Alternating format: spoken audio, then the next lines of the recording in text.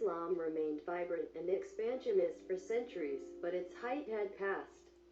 Unable to expand into China and Western Europe, it continued to expand against the declining power of Orthodox Christianity until the center of Orthodox Christianity was transferred to the young, vibrant Russian nation.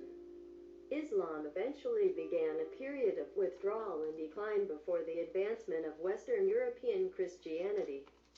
From 1 to 500 AD, Christianity split into Roman and Orthodox Christianity. Reflecting the split between the Latin, Celtic, Germanic Western Roman Empire and the Greek, Oriental, Egyptian Eastern Roman Empire.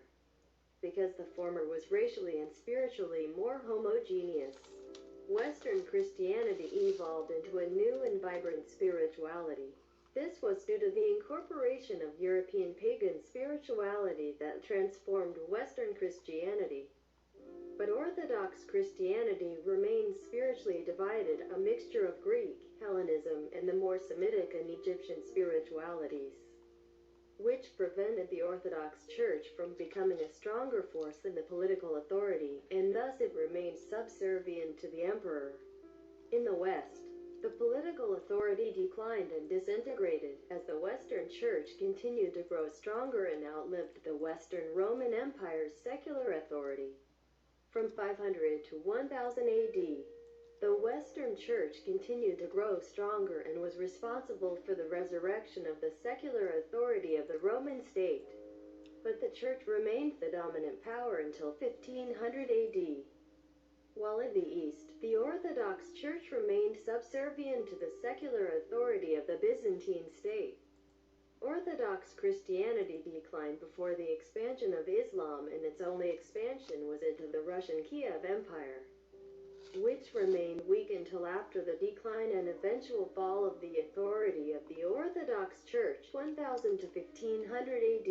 Between 1080 and 1500 AD, Western Christianity became a powerful force which continued to drive the Muslims back from the Iberian Peninsula, Sicily, and the Holy Lands during the Crusades, and even challenged its hold over North Africa. The spirit of Western Christianity was purely European, Latin, Celtic, German, Slavic. It had incorporated the essence of European paganism into it, creating a new European religion motivated by the soul of Europe. This culminated in the expansion of Western Christianity throughout the world. It was during the decline and fall of the Orthodox Church that Orthodox Christianity was able to transplant its center of spirituality to the purely European Russian Empire and move its center from Constantinople to Moscow. Afterwards, Orthodox Christianity experienced a minor resurgence with the rise of the Russian Empire, 1500 to 1900 AD. Though the Muslims conquered the Balkans, they could not completely wipe out Orthodox Christianity among the peoples of Greece and the Balkans. Because of the transfer of the center of Orthodox spirituality outside of the authority of the Islamic world to Russia, between 1500 AD and 2000 AD, Western Europe began expanding beyond its borders, spreading Western Christianity throughout the world. North and South America was converted in the 16th and 17th centuries, followed by Africa and Asia in the 18th and 19th centuries. However, even as Western Christianity was spreading throughout the world, the seeds of its own destruction were taking root. This was initially heralded by the schism that resulted from the Protestant Reformation. The next blow was the conversion of non-Europeans to Christianity. In the 16th century, the Protestant Reformation began with Martin Luther. In the next 150 years, Europe was rocked with one religious war after another, culminating in the disastrous 30 Years' War that almost depopulated Central Europe.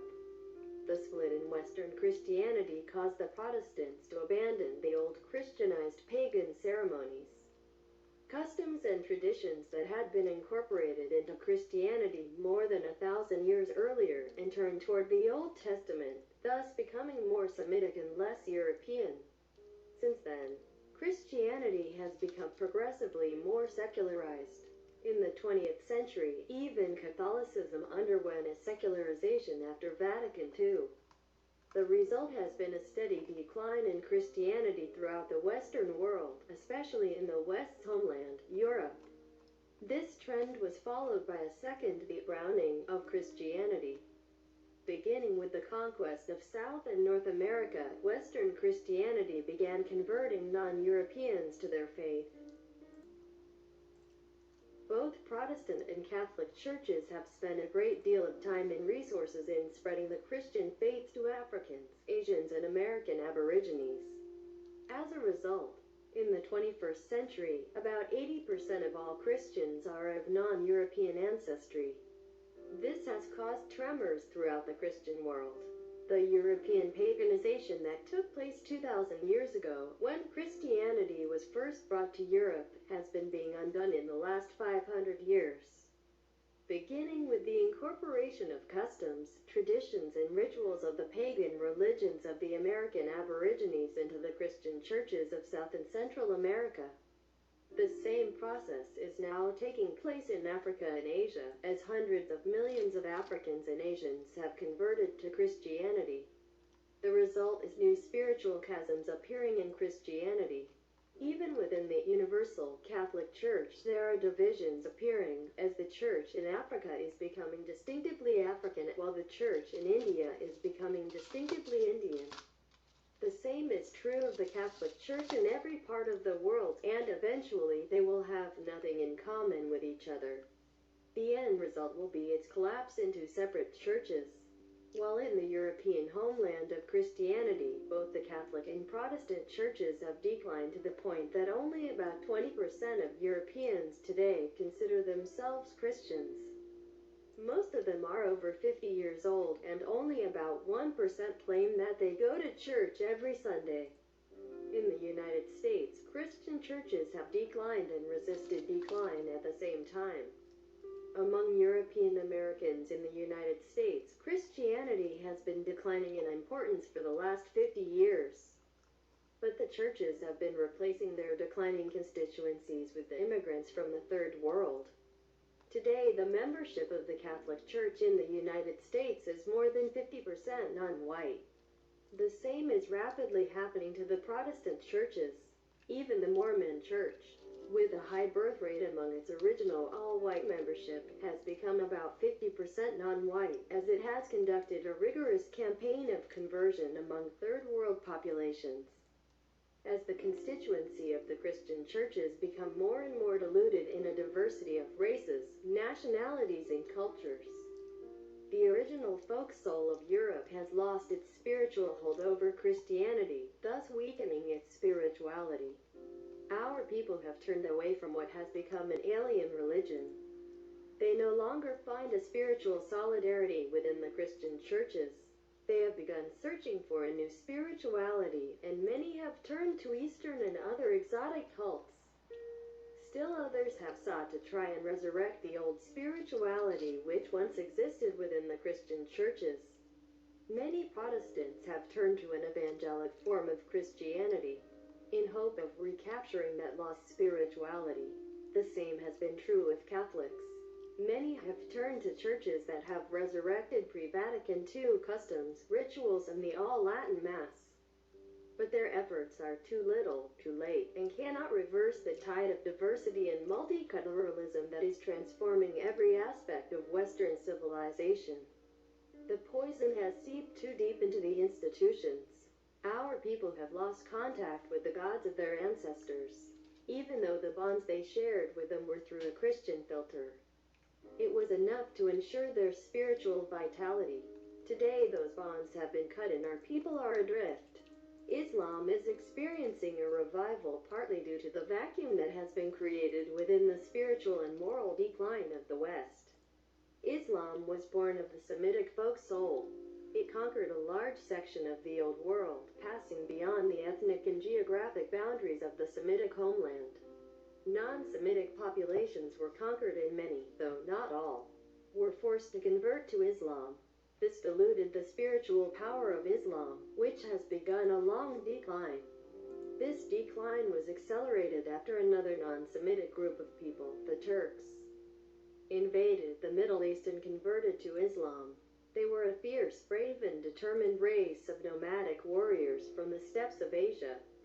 The Turks established a great empire that was centered in the territory of the old Byzantine Empire and stretched west to include all of North Africa except for Morocco, the Sudan, Arabia, parts of Persia, the Balkans right up to the gates of Vienna, the northern coast of the Black Sea, and the Caucasus. But the Turks were not Semites and their soul was alien to the spirit of Islam. Thus, as soon as the Turks established their great empire, decay and decline rapidly set in. And the Ottoman Empire lingered on for 400 years only because of the rivalry of the European powers which actually fought to prevent any single nation from conquering the Turks, and thus upsetting the balance of power in Europe. Turkish domination of the Islamic world helped to smother the spirit of Islam. The alien race and its alien folk soul caused the Islamic world to remain weak and divided. Eventually, the European powers carved up the Turkish Empire and divided the Islamic world among themselves as part of their colonial empires. But with the decline and fall of Europe and the Turkish Empire, Islam has been able to reassert his spiritual identity. The Semitic folk soul has been unleashed and Islam is now a great force for change. Unfortunately, that change is destructive. It has been unleashed by the Loki effect, internal corruption that has plunged the West into a state of helplessness due to its domination by the Hodor effect, blind ignorance. Thus, the rise of Islam and especially Islamic terrorism and militancy is part of the horde led by Loki in his assault on Asgard. The Loki effect caused weakness within the West by striking the leaders of the West with ignorance about the true nature of the world, blinding them to the threats that the West face.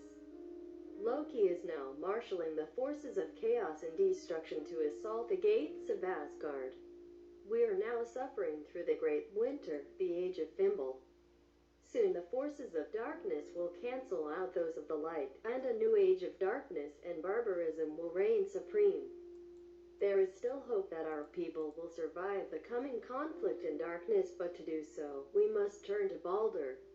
For only through Baldur can we survive, and begin the task of rebuilding a new civilization, heralding in the Age of Gimli. The Odin consciousness, in reality, only a change in the attitude of the individual can bring about a renewal in the spirit of the nations, wrote Carl Gustav Jung. He understood that for people to change, individuals must change first.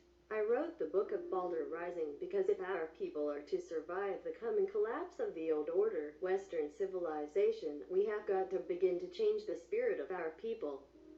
By that change I mean unleashing the essence of the gods which lies dormant within each and every one of us. The gods and goddesses are asleep within our very DNA. They are waiting to be called back and once again forge a new bond between mortal and immortal. This process is known as Baldur Rising. To accomplish this we must begin with the individual.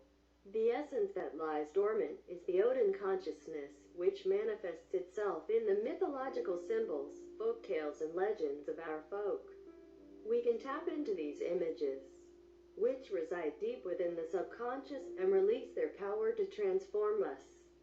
They govern the religious, artistic, philosophical, heroic, and idealistic impulses that provide the traditional archetypes by which we, the race, nation, or folk, express ourselves as a people.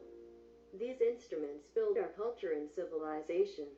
Some might refer to this as the racial memory, and we as both individuals and collectively can respond to these archetypes. These archetypes can initiate a revitalization of the soul and the will on both the individual and collective levels. Modern examples of this phenomenon are the Star Wars movies. When the first Star Wars movie was released, millions of our people responded to the archetypical symbolism in the movie without thinking.